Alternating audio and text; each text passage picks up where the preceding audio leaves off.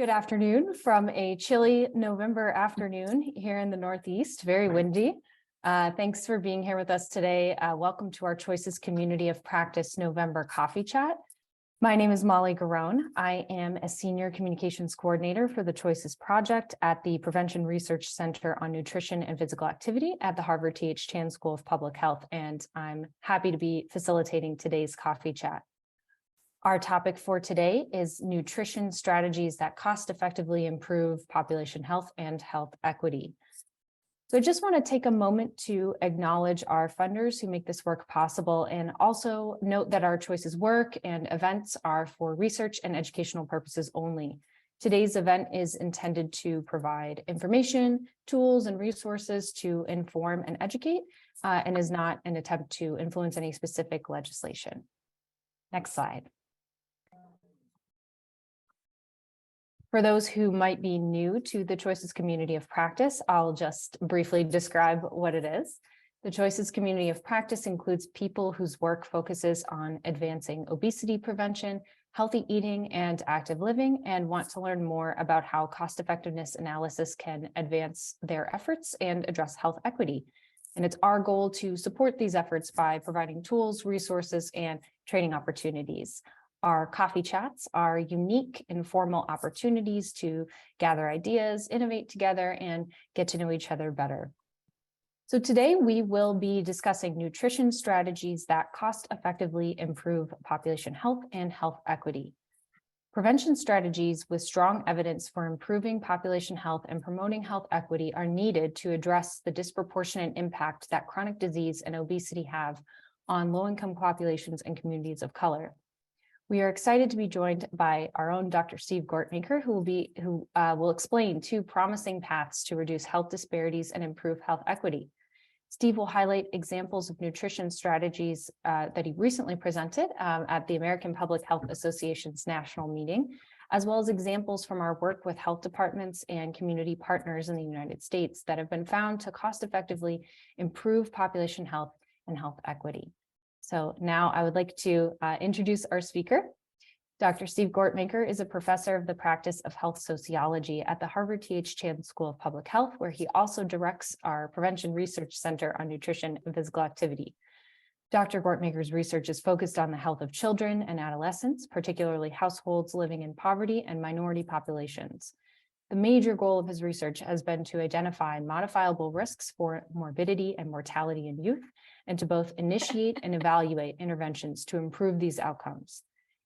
In recent years, Dr. Gortmaker has focused his research on the cost-effectiveness of interventions promoting physical activity and nutrition aimed at preventing childhood obesity, and he's also the principal investigator of the Choices Project. So welcome, Steve. Thank you for being part of our coffee chat today. Thank you, Molly, so much. If we go to our first slide, I think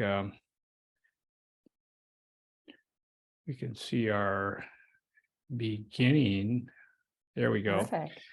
This is not news for anybody, but we definitely have a challenge in the United States. More and more people have developed obesity in the United States, and these trends are continuing.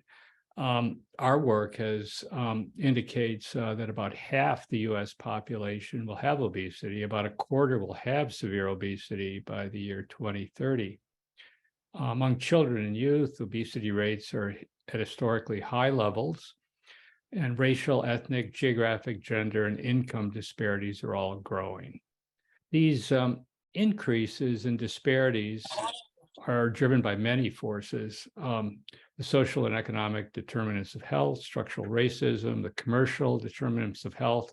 All of these are long-term influences on our neighborhoods that we live in, our household income and wealth, racial segregation, concentrated poverty, and the foods and beverages that we consume. So today we're going to be talking about some policies, some effective policies that won't solve all these issues, but they can make important differences in the future. And the nutrition of children and adults can help prevent excess weight gain and future chronic disease, and improve health equity. That's going to be our focus today. Great. Thank you so much, Steve. I appreciate that context, and I think it's helpful for folks to kind of hear the background behind sort of the why and the how we're doing this. So thank you. And I just want to jump in real quick because we've had more folks join. Please do introduce yourselves in the chat if you're just coming on. And I also just want to highlight some of the goals for today. So thanks again for that wonderful background, Steve. We'll be delving into that a little bit more in a moment, describing 2 promising paths to cost-effective strategies that improve population health and promote health equity. We'll also be highlighting some examples of cost-effective strategies that promote healthy eating and physical activity. And we're also looking forward to giving folks some time to network with others towards the end of our gathering today. So you can learn more about opportunities and challenges and maybe share some resources with each other as well. And so if you want to make any comments or questions or contributions throughout, please do so. Feel free to do so in the chat or share anything verbally. So with that, I'm going to turn back to you, Steve. And I would love if you could kind of explain a little bit more on how Choices evaluates the impacts of intervention strategies on addressing health disparities, the approach that can be taken when considering if a strategy may improve health equity, and kind of the methods and what you've learned. Sure. Well, I think if we go to our next slide, we have a little chart showing the definitions of these key terms. Health equity, this is the World Health Organization definition, really is the attainment of the highest level of health for all people. And health inequities really are differences that are modifiable. In other words, you can intervene and make a difference in these modifiable differences that are associated with social disadvantage and considered ethically unfair. A broader term is just all health disparities or differences in health outcomes and their determinants. That could be defined by social, demographic, environmental, or geographic attributes. If you go to the next slide, you'll see 2 examples of results that were recently presented at the APHA meeting here in Boston. It was actually kind of exciting to get together with, I think, about 10,000 public health professionals in Boston. Believe it or not, we actually had a couple of days of beautiful weather, 76 degrees. It was remarkably great to meet people in person again. In a session there, a number of examples were provided of nutrition strategies, effective nutrition strategies that can both improve population health and improve health equity. The first one was presented by Erica Kenny and her colleague. She's a faculty member here in the nutrition department. And really, her work evaluated improvements to the WIC food package. Now, this began in 2009 that resulted in improved dietary intake, and as Erica showed, led to real cost-effective prevention of cases of obesity and improved health equity among children. Really substantial reductions in childhood obesity or prevention of cases of childhood obesity. The second example, our own Jessica Barrett, who's at the Prevention Research Center here, and her colleagues presented a paper that evaluated the impact of the Healthy Hunger-Free Kids Act. This was the improvements in school lunches and breakfast championed by Michelle Obama. And as Jessica really described, this led to substantial reductions in childhood obesity among low-income households. Another cost-effective strategy that led to improvements in health equity. So another really nice example of something that's already happened and is really helping to improve health equity in this country. In addition to these examples, or were you going to ask me about this, Molly? No worries. Thanks, Steve. Yes, I was going to ask you a follow-up there, but first, thank you. I appreciate appreciate you sharing that. I was going to ask if you have examples of, other strategies that the team is kind of projected to be both, cost effective and also promoting of health equity. Well, yes. No, we actually have a number of such examples. If you go to the next slide. I should have went to the slide before. Really, those two examples I gave you from the APHA meeting actually provide examples of these two paths to health equity that I think are not that common, but they definitely have occurred. Intervention strategy where households at risk are the focus for implementation. For example, this is an example of this would be the WIC program, where generally it's low-income households who are part of WIC. I think in the United States, about half of children born in the United States are part of WIC, and they generally have lower incomes, the general part of the population. So the fact that this improvement to the WIC food package really led to improvements in really low-income children and their diet in the United States. And so this led to improved health equity. The second pathway is a bit different. It occurs when you see greater effects or stronger impact of the intervention among disadvantaged populations. And that was the case with the Healthy Hunger-Free Kids Act. I think what happened there is that children with lower income tend to use school lunch more, participate more. And so you saw a greater impact of these changes among that population. So two different kind of pathways, but they both led to improvements in health equity. And then following up with your question that you asked before about other examples, I led you astray there. One example that's been really implemented now in a number of cities throughout the United States are sugary drink excise taxes. These taxes are very cost effective, actually projected to be a cost saving strategy. In other words, to save more in future healthcare costs than the strategy actually costs to implement.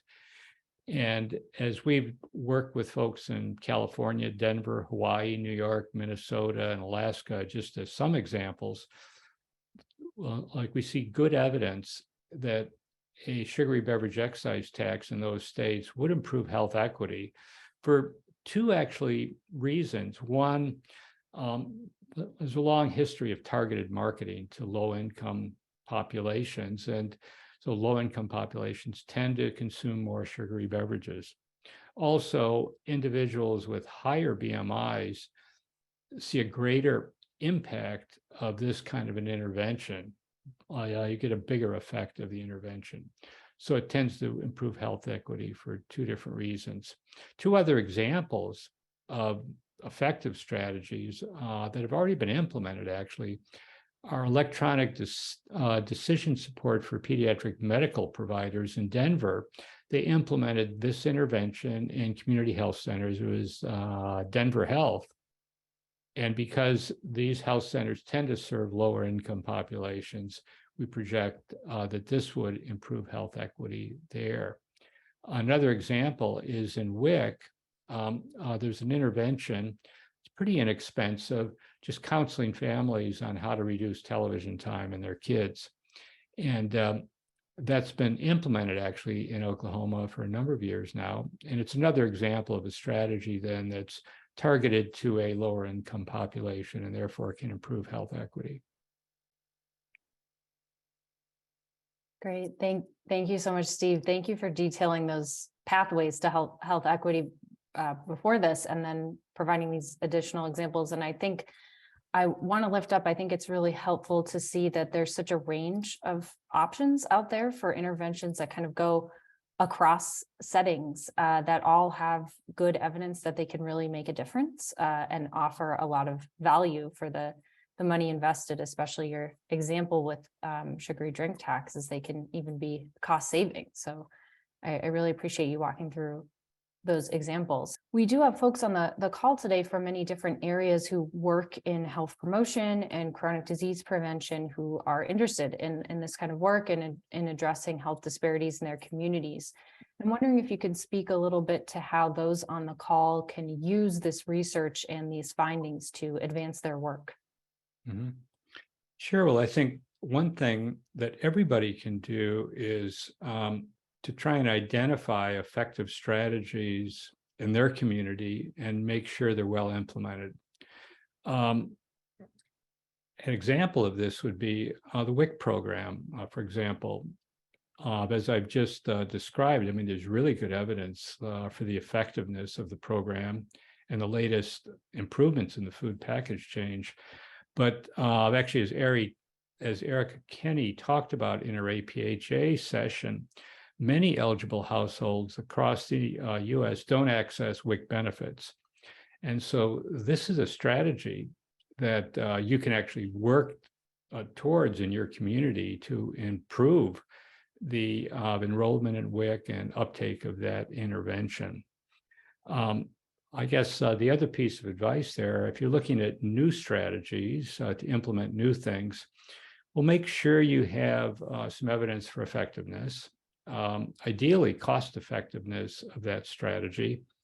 And if you do have a strategy that you're looking to implement, if you have a chance to really focus the strategy, at least at first, among the less advantaged populations in your community, that's certainly one of those paths to improve health equity.